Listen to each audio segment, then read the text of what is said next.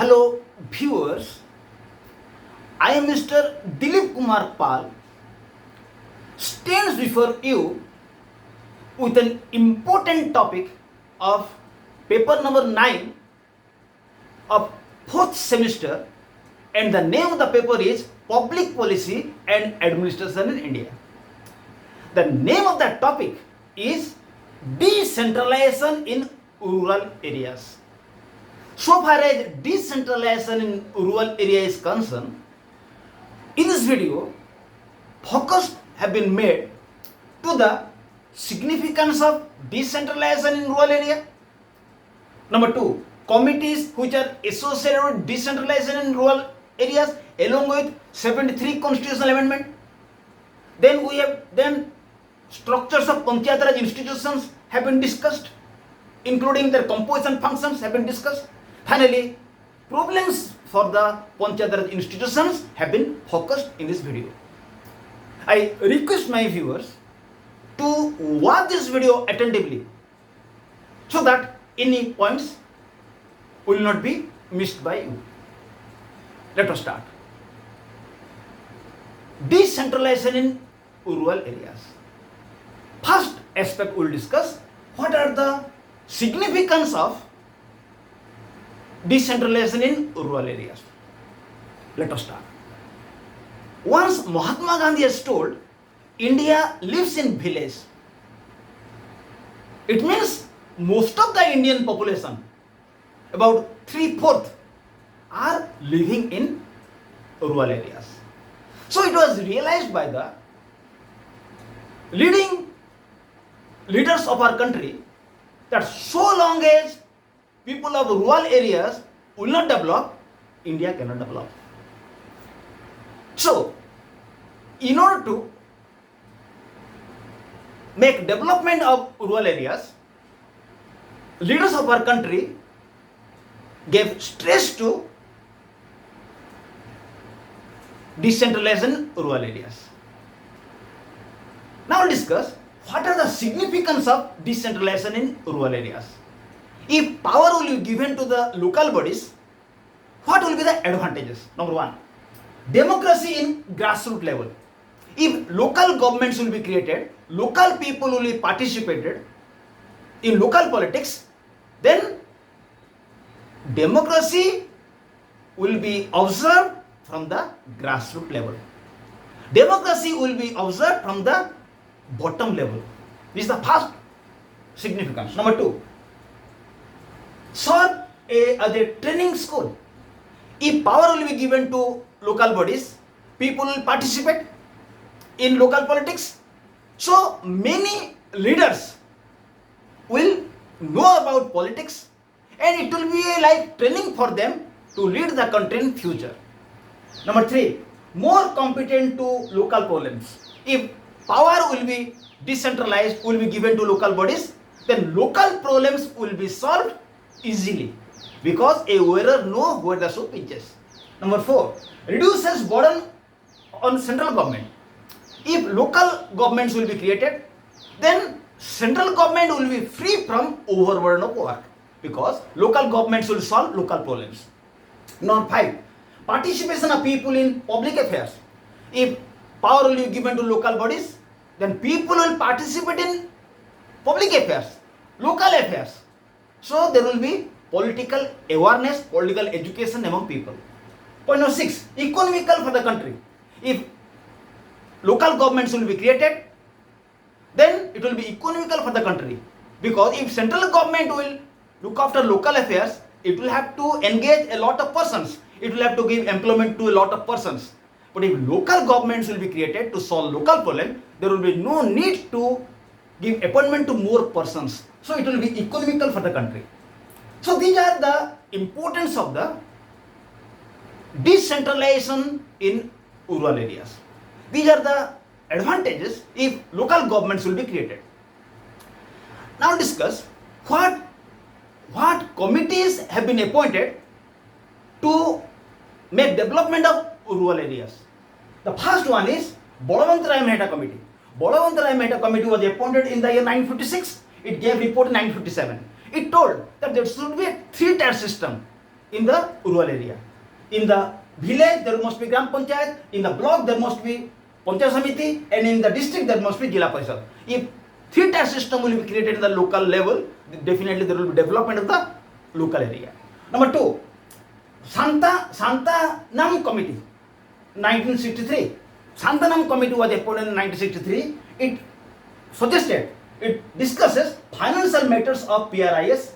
It gave suggestions relating to financial matters of the panchayatiraj institutions, and it also suggests state grants and their power to levy taxes. Santanam Committee discusses about how much grants state government will give to local self-government, PRIS, panchayat institutions, and how they will collect money for themselves so that they can, by their money, they can solve local problems. Third committee, Ashok Mehta Committee in 1977. In 1977, Ashok Mehta Committee was formed, and it suggested that in place of three-tier committee, there must be two-tier committee. In the village level, there must be Mandal Panchayat. In the district level, there must be Jila Parishad. Then fourth, G.V.K. Rao Committee, 1985. It suggests state level planning must be transferred to Jila Parishad. It says that state level planning must be transferred to Jila Parishad. It means Jila Parishad will make plan for the district. Number 2, Jila Parishad shall be the basic unit for policy formulation and implementation. In the panchayatiraj institutions, in the three-tier system, Jila Parishad will be treated as a basic unit. It will make plan for the entire district, including Gram Panchayat and Panchayat Samiti, and for district level. Then the fifth committee is the L.N. Singhvi Committee, which was appointed in 1988, and it suggested that constitutional status should be given to PRIS. PRIS should be given constitutional status. Number 2, free and regular election. It suggested for a free and regular elections. Number 3, formation of judicial tribunal to solve cases. Whenever there will be any conflicts in the panchayatiraj level, Gram Panchayat, Panchayat Samiti and district level, it should be solved by a judicial tribunal. Then 6, Sarkari Commission. It was appointed in 1988. It also suggested how to make panchayat institution better functionally and financially. Then number 7, P.K. Thungan Committee. It was appointed again in 1988. It suggested to give constitutional status to PRIS. Then V.N. Gadgil Committee 1989. It suggests for the reservation of seats in panchayat institution for ST, SC and women. Finally, 73 constitutional amendment was introduced. The bill relating to 73 constitutional amendment was introduced in the parliament in 1991. It was passed in 1992 and it came into force in 1993. And in the 73 constitutional amendment, many things have been given stress. Number 1, formation of Gram Sabha in the Gram Panchayat. By taking all the people of Gram Panchayat, a Gram Sabha will be formed. Number 2, it must be formed Gram Sabha. Number 2, formation of three-tier system. It told that in the village level there must be Gram Panchayat, in the block level there must be Panchayat Samiti, in the Jila level there must be Jila Parishad. Then it suggested direct elections. There must be direct elections for the panchayat institutions. Then reservation of seats for ST, SC and women. It also told for the reservation of seats for the ST, SC and women. Then election by independent election commission. There must be a regular election by independent election commission. Then there must be regular elections. Then grants in aids and power to levy taxes. It also suggested that state government should give grants in aids to local bodies, and local institutions, panchayat institutions, Gram Panchayat, Jila Parishad, this should be given power to levy taxes. Then two-tier system for states having less than 20 lakhs people. In a state where population is less than 20 lakhs, in that state there must be only two tier. In the village level Gram Panchayat and in the district level Jila Parishad. There must not be Panchayat Samiti, middle level. So these are all we have discussed the significance of decentralization in rural area. We have discussed committees which are associated with panchayat institution. Then we have discussed 73 constitutional amendment. Now we will discuss structures of panchayatiraj institutions. 3-tier system in the panchayatiraj institution. At the bottom, we have gram panchayat. In the village level, there must be gram panchayat. So how it is encompassed? By taking some villages, a gram panchayat must be formed, and a gram panchayat will be divided into various wards. From every ward, a ward member will be selected, and the ward members will form the gram panchayat. And its head is the sarpanch, and in the absence of sarpanch, deputy chairman will be the deputy sarpanch, and the sarpanch will be directly elected. And the term of gram panchayat is 5 years. Again, what are the functions of gram panchayat? It has 3 functions. One is compulsory function, number 2 optional function, number 3 delegate function. In the compulsory functions, those powers are included which are obligatory for the gram panchayat. There are certain powers which are obligatory for the gram panchayat. Spread of primary education, control of disease, construction of road, construction of drainages. So there are certain things which are compulsory for gram panchayats, and gram panchayat will carry it out. They are known as the compulsory function. Number 2, optional function. There are certain things which the gram panchayat will function on the basis of its fund. For example, spread of higher education, establishment of factories, establishment of bus stand, playing ground. These are all optional functions. They are not most necessary. If it will have fund, it will carry it out. Finally, delegate function. Delegate function means sometime panchayat samiti, which is in the block level, Jila Parishad, which is in district level, and the government sometimes delegate some functions to gram panchayat, which the gram panchayat will carry it out. Then, source of revenue. Gram panchayat has mainly 2 sources of revenue. Number 1, sometimes state government gives grants, and sometimes it raises its own revenue by means of imposing fees and fines. So this is all about the gram panchayat. They will say panchayat samiti in the district, in the block level, panchayat samiti is found. And the panchayat samiti consists of 2 types of members. One is official member, other one is non-official members. So in the official members, the panchayat samiti must have its own councillors. The panchayat samiti is constituted by taking official member, non-official members. In the panchayat samiti, in the official members of panchayat samiti are included, and the sarpanches under a panchayat samiti are included. So by taking panchayat samiti members and the sarpanches under a panchayat samiti are its official members, they have the right to give vote. Again, MP and MLA and government servants of the block, they are non-official member, they cannot give vote. And the members of panchayat samiti, official members of panchayat samiti, they will elect from among themselves a chairman and deputy chairman. And there is a government officer which will watch the activities of panchayat samiti. He is the BDO. BDO is the link between panchayat samiti and the government. He communicates problems of panchayat samiti to government, and he communicates decision of government to panchayat samiti. So this is all about the composition of panchayat samiti. Then we will discuss what are its functions. It has some functions. First of all, agriculture. Under the agriculture function, it looks after distribution of better seeds, distribution of fertilizers, and arrange credit facilities for the farmers. Then under animal husbandry and fisheries function, it includes improved breeds in the provision of to supply improved breeds to the people of the block level. Then control of animal diseases and establishment of veterinary hospitals.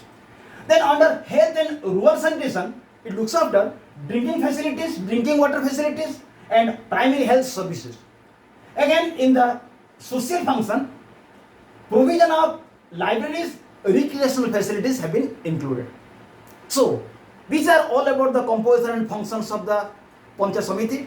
Then, so far as the source of revenue is concerned, sometimes government gives grants to panchayat samitis to carry out different type of development programs.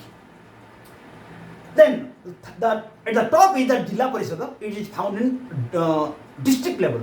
And how Jila Parishad is composed? The Jila Parishad has a district council. It consists of Jila Parishad members who are directly elected. And the Panchayat Samiti chairman under a district are also its members. So Jilla Parishad consists of two type of members. One is the official member, other one is the non-official members. In the official member, members of Jilla Parishad and the chairman of all the Panchayat Samitis under a district will be its official member. They have the right, power to give vote. And non-official members do not have right to vote. All the government officers in a district and MP and MLA, if anybody's name is found in the electoral list of the district, they do not have, non-official members do not have right to vote. Then discuss. Then the members of Jilla Parishad will elect a chairman and deputy chairman. The function of chairman is to preside meetings, and in his absence, deputy chairman will preside the meetings of the Jilla Parishad. Then we will discuss what are the functions of Jilla Parishad. Under the, it has one is general function, number two advisory function. It has two major functions. Number one is the general function. Under general function, the Jilla Parishad looks after the development of agriculture in the district, training of farmers in the district, then irrigation facility in the district, then cottage industry, establishment of cottage industry in the district. Then under the advisory function, it gives advices to Gram Panchayat and Panchayat Samiti in a district. Then it supervises the work of Gram Panchayat and Panchayat Samiti in a district. Then it coordinates the Panchayat institutions and Panchayat Samitis, Gram Panchayat within a district. It coordinates the work of Panchayat Samitis and Gram Panchayats which are functioning within a district. So this is all about the structure of three-tier system. Now discuss what are the problems for these Panchayatiraj institutions. These Panchayatiraj institutions are facing some problems. Number one, lack of sufficient fund. They do not have sufficient fund to carry out development work. Number two, excessive state control. They cannot function in a better way because state always have control over the institutions. State always interference in its functions. Number three, excess political activities. Excessive political activities are found in Panchayat institutions. Excessive political parties involvement are found. Then excessive corruption. Corruptions are at the top in the Panchayat level. Then overlapping due to presence of different committee in the district. In the different committee, there are different committees. Along with committees, Gram Panchayat, Panchayat Samiti, Jilla Parishad are working. So sometimes overlapping in the functions of these Panchayat institutions are found. Then problems of coordination among PRIS, Panchayat institution, because in a district Jilla Parishad is found, Panchayat Samitis are found, Gram Panchayats are found. Sometimes coordinations are not found. It is a problem. Then domination of rich people, rich and powerful persons in Panchayat institution. Sometimes rich and powerful persons dominate in the Panchayatiraj activities. Then lack of literacy in rural area. In rural India, people are not literate. So Panchayat institution face problem. Then conservatism and caste-ridden society. In India, in the rural area, people are conservative and they are caste-ridden. It is another problem. Finally, lack of political will to make PRIS effective. Government, leaders of the country, they do not have any political will to make Panchayat institutions effective. So we have discussed in this important video significance of decentralization in rural areas, committees which are associated with Panchayat structures. Then we have discussed 73 Constitutional Amendment. Then we have discussed the problems for Panchayat institutions. I feel that this video will be very much useful for fourth semester students. I request you to watch this video. In course of watching, write down notes and just enjoy the video. Watch this video seriously. Okay, thank you. Again, we will be here with another video. Till now, goodbye to all. This is the English video and its Odia version has been also prepared. Thank you.